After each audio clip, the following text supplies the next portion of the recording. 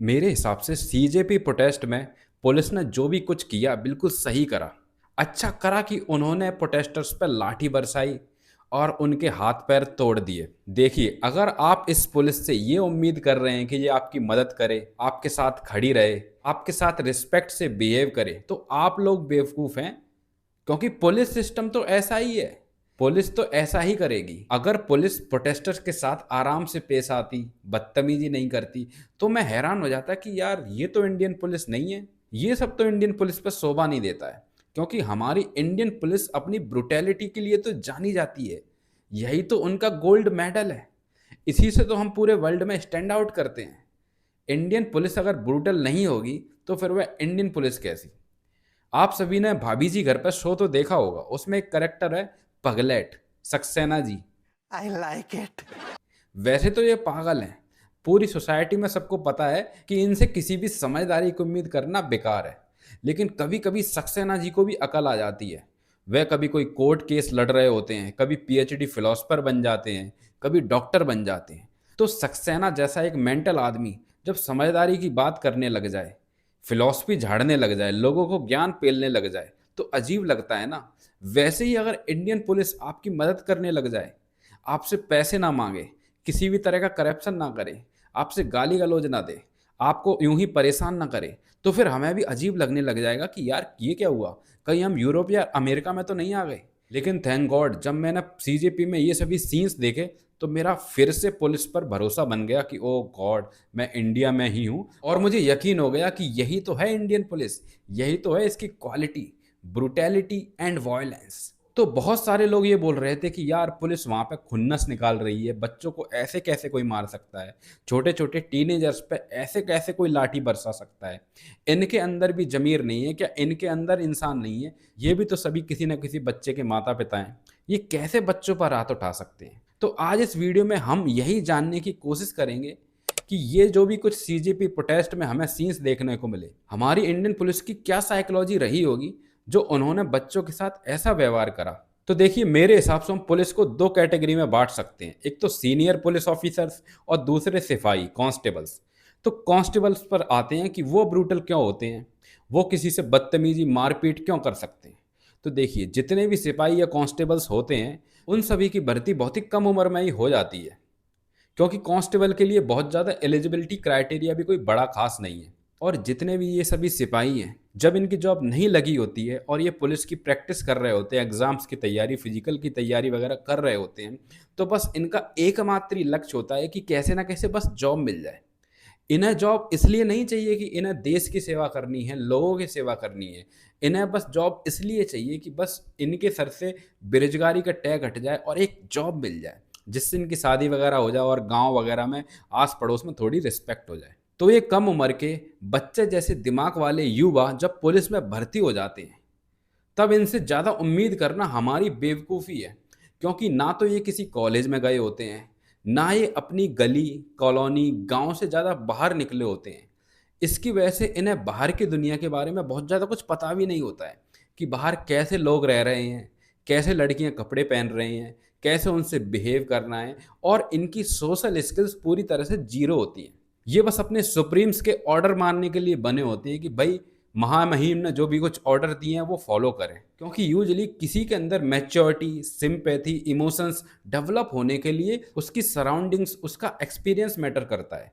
और जो भी ये कांस्टेबल्स, पुलिस के सिपाही होते हैं, उनका तो कोई एक्सपीरियंस है ही नहीं। ये सोसाइटी से तो पूरी तरह कटे ही हुए होते हैं। इनका जो फ्रेंड सर्कल भी होता है वह सभी कांस्टेबल्स का ही होता है, पुलिस का ही होता है। और अपनी दुनिया के तो ये सभी लोग राजा होते हैं। जब कोई कॉन्फ्लिक्ट होता है, जब कोई समाज का बंदा इनसे हेल्प के लिए आता है, इनसे हेल्प मांगने के लिए आता है, तब इन्हें समझ नहीं आता कि कैसे रिएक्ट करा जाए, कैसे बिहेव करा जाए। क्योंकि इंडियन पुलिस सिस्टम में कोई भी साइकोलॉजिकल एंड बिहेवियरल ट्रेनिंग का प्रावधान ही नहीं है। और जो भी कुछ साइकोलॉजिकल बिहेवियरल ट्रेनिंग भी होती हैं, वो बस फॉर्मेलिटी के लिए होती हैं कि बस फंड आया, थोड़ी बहुत कोई मैडम आ गई, ट्रेन करके चली गई। उसके बाद इन लोगों की बहुत ज़्यादा तनख्वाह भी नहीं होती है, इनकम भी नहीं होती है। तो जब ये और लोगों को मज़े करते हुए देख रहे होते हैं, बड़ी बड़ी गाड़ियों में घूम रही हैं, लड़कियां पार्टी कर रही हैं, बच्चे मॉल्स में बर्गर खा रहे हैं, युवा सड़कों पर बाइक उड़ा रही हैं, तो इन्हें होती है जलन, इन्हें मचती है चिढ़। क्योंकि इनकी तो कोई लाइफ है नहीं, ये तो बस पूरे दिन थाने में साहब की ड्यूटी बजा रहे होते हैं और नाम मात्र की तनख्वाह ले रहे होते हैं। तो फिर जब ये लोग आम जनता को मजे करते हुए देखते हैं, एंजॉय करते हुए देखते हैं, तो इनके अंदर जेलसी की भावना इस तरह से पनप जाती है कि कोई भी बंदा इनसे मदद लेने के लिए आते हैं तो उस पर्सन को ही जज करने लगते हैं कि भाई तेरी गलती होगी, तू रात को वहां क्यों गया, भाई तेरी गलती होगी, तूने प्रोटेस्ट क्यों कर रहा है, सरकार के खिलाफ आवाज क्यों उठा रहा है, चुपचाप से घर पर बैठ। भाई तेरी गलती होगी कि तूने छोटे कपड़े पहने, क्यों रात को पार्टी करने जा रही हो। कुल मिला के ये लोग अपनी फ्रस्ट्रेशन जनता पर निकालने लगते हैं, क्योंकि इनकी लाइफ तो बहुत ज़्यादा हैपनिंग है नहीं। तो जब ये किसी भी नॉर्मल पर्सन को देखते हैं तो उनसे चिढ़ जाते हैं। ऊपर से हमारे इंडियन पुलिस सिस्टम में गाली गलौज करना, बदतमीजी करना ये आम बात है। शराब पी के काम वगैरह करना ये भी आम बात है।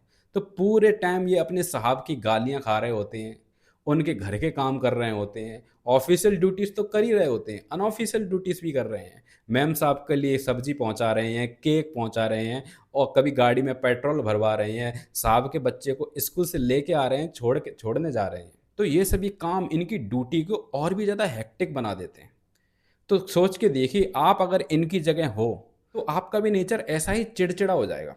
और जब आपको मौका मिलेगा अपनी फ्रस्ट्रेशन किसी और पर निकालने का, तो ऑटोमेटिकली आपकी फ्रस्ट्रेशन किसी पर निकल जाएगी। आप ऐसे इंसान से सिंपैथी की, शांति की, तमीज की उम्मीद कैसे लगा सकते हैं जो वैसे ही अपनी जिंदगी में परेशान है। वह सिपाही, वह कांस्टेबल खुद सिस्टम का शिकार है, तो जब उसे मौका मिलता है तो वह आपको शिकार बनाता है। और ऐसे ही जब इन सभी सिपाहियों को, इन सभी पुलिस कर्मियों को मौका मिला अपनी फ्रस्ट्रेशन बच्चों पर निकालने का, तो इन्होंने जम के फ्रस्ट्रेशन निकाली। वरना कोई भी पर्सन हो जो अपनी लाइफ में बहुत अच्छा कर रहा है, एंजॉय कर रहा है, एसी में बैठा हुआ है, गाड़ी वाड़ी में घूम रहा है, जिसे अच्छा खाना मिल रहा है, आप उससे गुस्से की उम्मीद कर ही नहीं सकते। वह गुस्सा तब होगा जब बहुत ज्यादा बात हद से बढ़ चुकी है। वर्कलोड, बॉस की गालियां, सैलरी कम, ये सब तो है ही। इन सब चीजों के बाद जब आप पुलिस इंफ्रास्ट्रक्चर पर नजर डालोगे तो बहुत ही जर्जर हालत में इनके थाने पड़े हुए हैं। उनमें ना कभी कूलर है, ना कोई एसी है, एसी लगा भी हुआ तो केवल साहब के ऑफिस में लगा होगा, बाकी के सब गर्मी में परेशान हो रहे होंगे, पंखे की हालत खराब हो रखी होगी, फ्रिज भी नहीं होगा, सब मटके का पानी पी रहे होंगे। ओवरऑल इंडियन पुलिस सिस्टम की हालत पूरी तरह से खराब हो रखी है। और इस सिस्टम की हालत खराब होने की वजह से इन लोगों की मेंटल हालत भी खराब हो जाती है। तो बस इन्हें जब मौका मिलता है ना आपकी गुद्दी पकड़ के लाल करने का, तो ये वह मौका छोड़ते नहीं है। वरना इन्हें कोई भी जरूरत नहीं थी कि इतनी जोर जोर से बच्चों के ऊपर लाठियां मारे। आप लाठियों को जरा धीरे से भी मार सकते थे, तब भी बच्चे डर जाते। आप एक हाथ बच्चे पर हाथ उठा देते तो बाकी के बच्चे भी डर जाते। लेकिन इन्होंने, इन पुलिस कर्मियों ने अपनी पर्सनल खुन्नस निकाली है बच्चों पे यार। वरना कोई पुलिसकर्मी अपनी लाठी में कील क्यों लगाएगा? वरना कोई पुलिसकर्मी कोई शांत खड़े हुए प्रोटेस्टर के ऊपर लाठी क्यों मारेगा? और रही बात उन सभी पुलिस ऑफिसर्स की, कि वह इतने ब्रूटल कैसे हो सकते? उनकी लाइफ तो इतनी खासी अच्छी हो सकती है।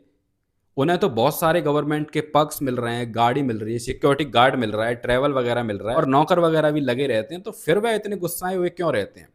तो इसकी वजह है पॉलिटिकल प्रेशर।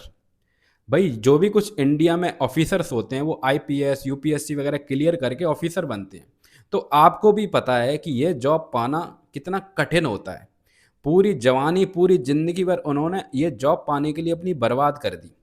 तो जब उन्हें लगता है कि हमारी जॉब जा सकती है अगर हमने ये ऑर्डर नहीं फॉलो करा, अगर हमने ये सिचुएशन कंट्रोल नहीं करी, तो हमारी जॉब पर खतरा बन सकता है, हमारी पूरी मेहनत बर्बाद हो सकती है, हमारा ट्रांसफ़र वगैरह हो सकता है, हमारी तनख्वाह वनख्वाह रुक जाएगी, हमारी ग्रोथ रुक जाएगी, और हमारी कोई सीनियर पोस्ट भी छिन सकती है। तो ये सब जो भी कुछ प्रेशर बनता है, एक पुलिस को ये सोचने पे मजबूर कर देता है कि भाई कुछ भी हो जाए, इन बच्चों बच्चों को हटाओ और जल्दी से ये नाटक खत्म करो। क्योंकि उसके दिमाग में चल रहा होगा कि भाई ये सभी जो भी टीनेजर्स हैं, इनकी वजह से मेरी जॉब पे खतरा आ रहा है। तो वह भी अपनी पर्सनल खुन्नस इन बच्चों पे निकाल रहा था। तो फिर चाहे दिल्ली का प्रोटेस्ट हो या झारखंड का प्रोटेस्ट हो, स्टूडेंट्स का प्रोटेस्ट हो या मजदूरों का प्रोटेस्ट हो, पुलिस को जब जब मौका मिलेगा अपनी फ्रस्ट्रेशन जनता पर निकालने का, वह निकालेगी। तो अब कुछ लोग सोच रहे होंगे कि बहुत ज़्यादा पुलिस के बारे में नेगेटिविटी हो गई, काफ़ी नेगेटिव बातें हो गई, इसका सॉल्यूशन क्या है? कैसे हम अपने पुलिस कर्मचारियों को सुधार सकते हैं? क्या क्या चीज़ें ऐसी हैं जिससे हम बेटर फ्यूचर बना सकते हैं पुलिस कर्मचारियों के लिए, अपने लिए? अगर किसी भी पुलिस का कोई वीडियो देखने को मिल रहा है, पता चल रहा है कि इस पुलिस वाले ने बिना किसी मतलब के, बिना किसी वजह से आम नागरिक से बदतमीजी करी है, बदसलूकी करी है, तो उसे अच्छी खासी पनिशमेंट मिलनी चाहिए। पनिशमेंट का मतलब ये नहीं कि उसे सस्पेंड कर दिया जाए, पनिशमेंट ऐसी होनी चाहिए जिससे एक एग्जाम्पल सेट हो। मैं ये नहीं कह रहा सिर्फ फांसी चढ़ा दो, आप उसके 1 साल की 6 महीने की तनख्वाह रोक लो। जब उसके घर के खर्चे चलना रुक जाएंगे ना, अपने आप समझ आ जाएगा। उसके अलावा पुलिस रिफॉर्म्स की भी ज़रूरत है। इंडिया में 1 लाख जनता के ऊपर 152 पुलिस कर्मचारी हैं, जो कि बहुत ज़्यादा कम है। जब पुलिस और पॉपुलेशन का रेशियो बेहतर होगा तो पुलिस कर्मचारियों के ऊपर से भी लोड कम होगा और उन्हें थोड़ा अपनी लाइफ जीने का भी मौका मिलेगा, अपनी फैमिली के साथ टाइम स्पेंड करने का मौका मिलेगा। जब कोई इंसान अपनी फैमिली के साथ टाइम स्पेंड करेगा, थोड़ा अच्छी नींद वींद लेगा, मूवी वगैरह देखेगा, बाहर घूमने वूमने जाएगा, तो भाई उसकी मेंटल स्टेट थोड़ी ठीक ठाक रहेगी। और जब कोई ऐसा प्रोटेस्ट वगैरह होगा तो हो सकता है वह कम ब्रुटैलिटी करे, थोड़ा बहुत सेंसिटिविटी दिखाए। और इन सब के बाद इन सभी पुलिस कर्मचारियों की हर 6 महीने में 1 साल में बिहेवियरल ट्रेनिंग, साइकोलॉजिकल ट्रेनिंग भी होनी चाहिए।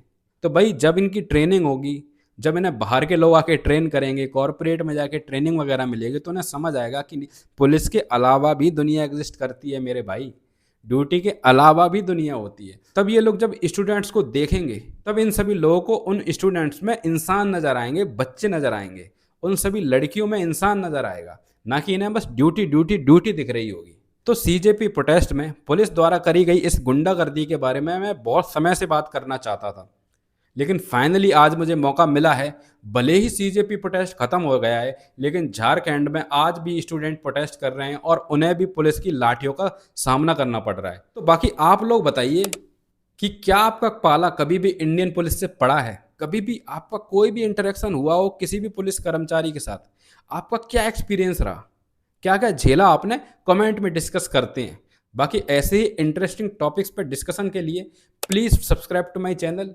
जल्दी से मेरे सब्सक्राइबर बढ़ाइए यार, जिससे मुझे भी मोटिवेशन मिले। तो मिलते हैं नेक्स्ट वीडियो में, तब तक के लिए जय हिंद, जय भारत।